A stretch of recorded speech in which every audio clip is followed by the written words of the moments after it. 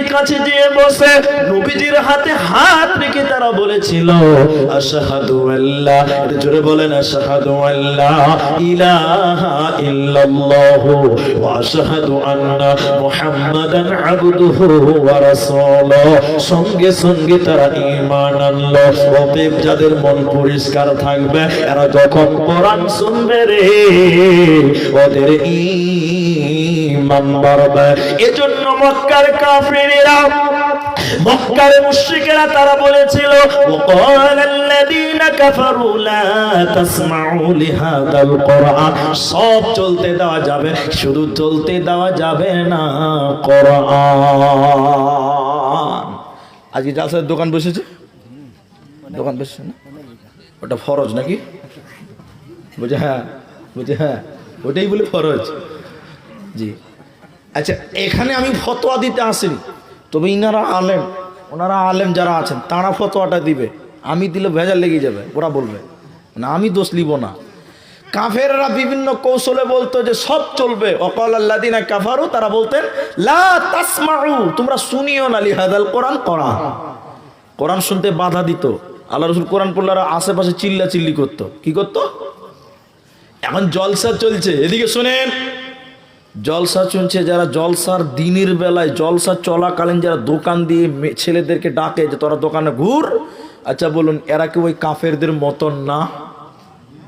কথা বলুন। যারা কোরআন শুনতে বাধা দিত এরা কি তাদের মতন হয়? লোক কি হলো না বলো? জালসার সময় মেলা লাগিয়ে দিয়ে লোককে টেনে নিচে মেলাতে ঘুর, তোদের জলসা শুনতে হবে না। আচ্ছা আপনারাই ফতোয়াটা দেন, আমাদের মুলবিদের দিতে হবে না। তাহলে এরা কি সে জামানার ডিজিটাল মুশরিক নয়? বলুন, এরাও কোরআন বাধা দিচ্ছে। তাহলে মুমিনের দ্বিতীয় ডিফিনিশন হলো 3 নাম্বার, আল্লাহ তাবারাকা ওয়া তাআলা বলেন ওয়া আলা রাব্বিহিম ইয়াতাওয়াক্কালুন, মুমিনরে আল্লাহর উপরে তাওয়াক্কুল করবে, ভরসা করবে। মুমিন কোনদিন হতাশ হতে পারে না, পারে না, পারে না। সকলে বলেন ভরসা করব কার উপরে? বাপ আল্লাহর উপরে। জোরে বলেন কার উপরে? আল্লাহর উপরে। একটু দেখাই, আপনার কি কষ্ট হবে?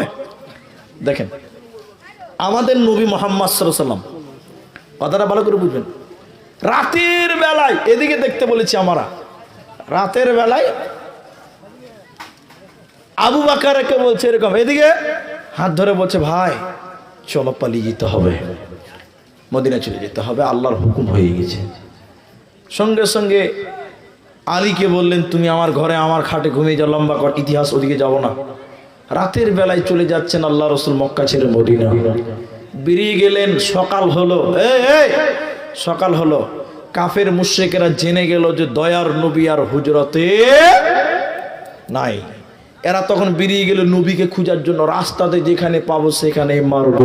একটু জুড়ে বলেন আল্লাহ বাঁচালে মারার ক্ষমতা কারো আছে? না। কাফেররা সকালে খুঁজছে নবীকে কোথায় পাবো আর মারবো। আল্লাহ রাসূল এবং আবু বকর একটা গুহা, একটা গর্ততে ঢুকলেন। ইতিহাস হাদিস কোরআনে এসেছে, কাফেররা খুঁজছে, গর্তর উপর দিয়ে হাঁটছে। এরা নিস্তিক উপরের দিকে দেখতে পেয়েছে, তারা হাঁটছে, তাদের পা দেখতে পাওয়া যায়। আর তারা কাফেররা যদি একবার গর্তের দিকে এরকম করে মুখটা বাড়ায় তো আল্লাহ রাসূল ধরা পড়ে যাবে। আবু বকর ভয়ে কাঁপছে, এরকম করে কাঁপছে। ওই যে উপরে পা দেখতে পাওয়া যায়, একবার যদি খালি নিচের দিকে তাকাই ধরা পড়ে যাব, পাকড়াও হয়ে যাব। ভীতু সন্ত্রস্ত হযরতে আবু বকর আল্লাহর নবী আবু বকরের দিকে দেখে বললেন বন্ধুরে, ও আবু বকর তুমি কি মনে করছো এই গর্তে তুমি আর আমি আমরা দুইজন আছি? আবু বকর তুমি কি মনে করো এই গর্তে তুমি আর আমি আমরা দুজন আছি? না না না, এই গর্তে তুমি আর আমি আমরা দুইজন নয়, বরং আমাদের মাঝে আর একজন আছে, তিনার নাম আল্লাহ। আবু বকর চিন্তা করিও না, তাসনা আবু বকর রে, আমাদের সঙ্গে আল্লাহ আছে, আমাদের আল্লাহ আমাদের জন্য যথেষ্ট। কাফের মুশরিক কিছুই করতে পারবে না, পারবে না, পারবে না। এ ছিল নবী মুহাম্মদুর রাসূলুল্লাহ সাল্লাল্লাহু আলাইহি ওয়াসাল্লামের আল্লাহ ভরসা।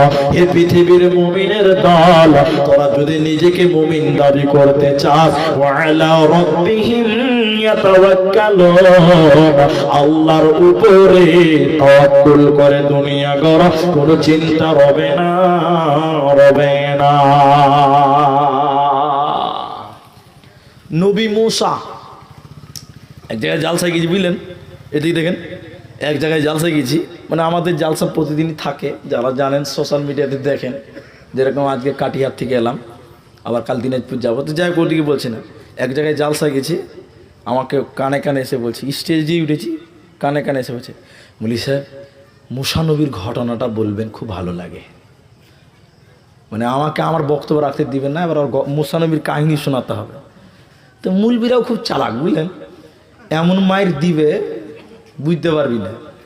এবার আমি বয়ান শুরু করেছি, এবার বলেন মুসা নবী যেখানে ফেরাউন, কথা বলেন এরা, মুসা নবী যেখানে ফেরাউন, খানিক মুসা নবীর কথা বলেছি, লোকটা খুব খুশি। এরপরে ফেরাউন যখন ধরেছি, জালসা শেষে বলছে, হুজুর আপনি আমাকে বাঁশ দিলেন, বলে এখানে বাঁশ ছাড়া আছে কি বল?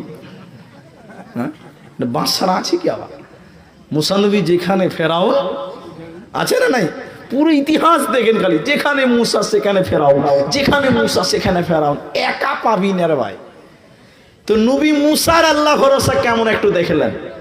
এদিকে ফেরাউন তার লোকদেরকে নিয়ে নবী মুসার লোকদেরকে তাড়ছে, নবী মুসাকে তাড়ছে। একটু ধৈর্য ধরে শুনেন ভাই, ইমান বাড়বে।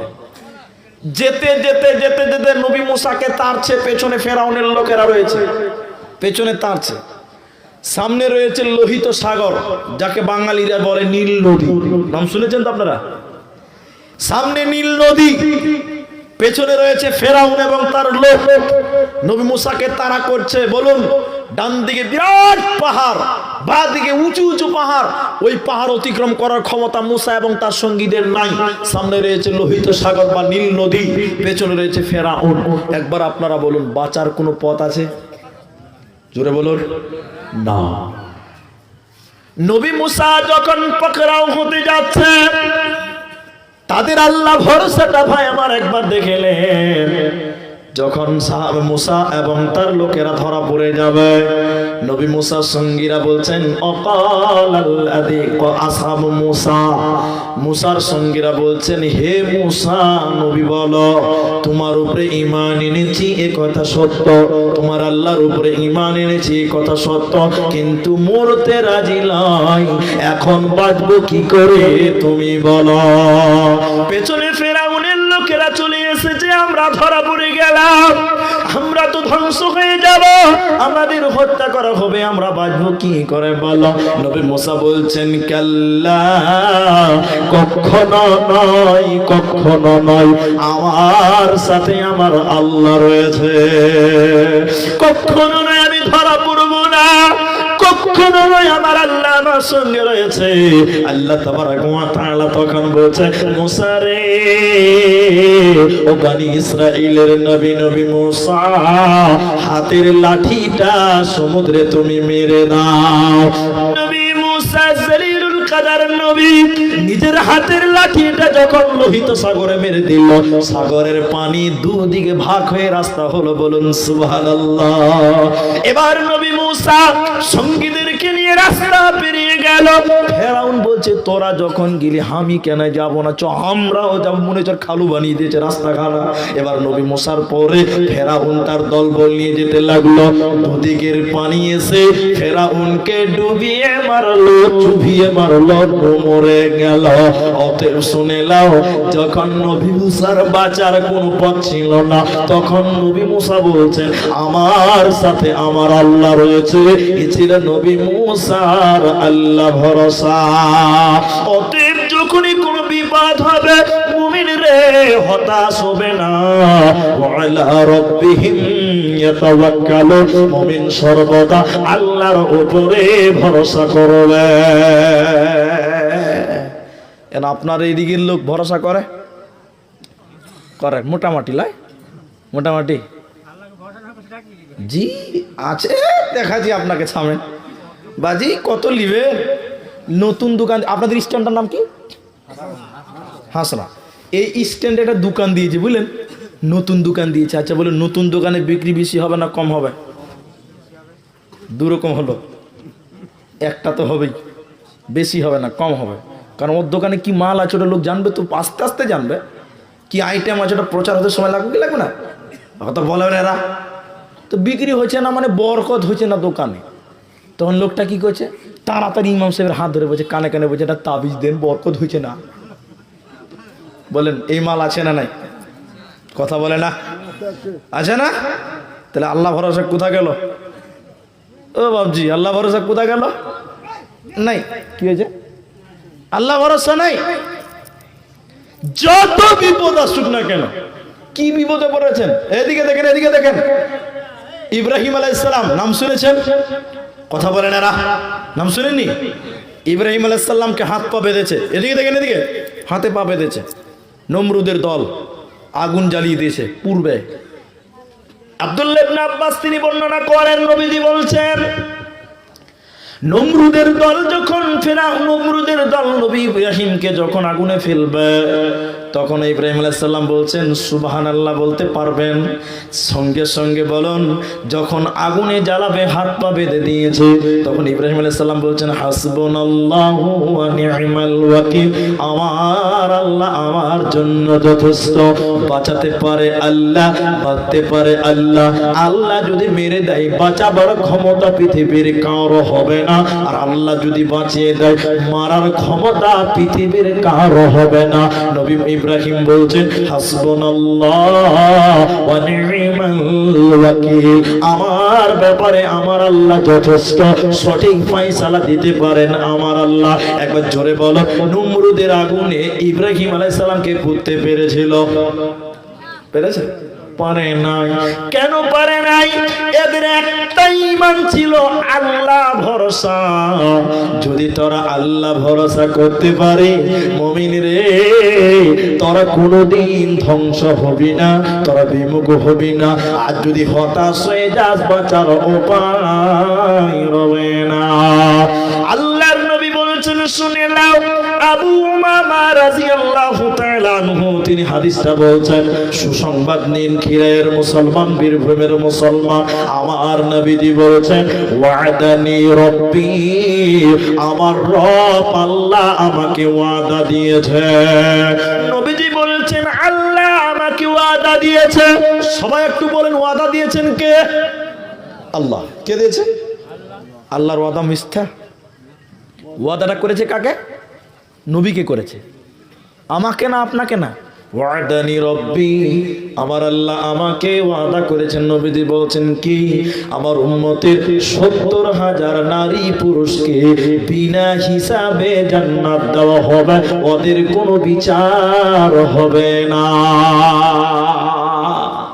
সুবহানাল্লাহ বলে না ৭০,০০০ নারী পুরুষকে বিনা হিসাবে জান্নাত দেওয়া হবে কোনো বিচার হবে না কোনো শাস্তি হবে না আর প্রত্যেক হাজারে আরো ৭০,০০০ এরপরে আল্লাহ ৩ মানুষকে উঠিয়ে জান্নাত দিবে এগুলো কাদের দেওয়া হবে নবী মুহাম্মদ সাল্লাল্লাহু আলাইহি ওয়াসাল্লামের উম্মতদের ব্যাপারে বলা হয়েছে তারা কারা অনেক কারণের মধ্যে একটা কারণ নবীজি হাদিসের শেষ অংশে বলছেন ওয়া আলা রাব্বিহিম ইয়াতাওয়াক্কালুন যে কোনো বিপদ আপদে যা আল্লাহর উপরে তাওয়াক্কুল করে আল্লাহর উপরে ভরসা করে এদের বিনা হিসাবে জান্নাতে দেওয়া হবে এদের কোনো চিন্তা হবে না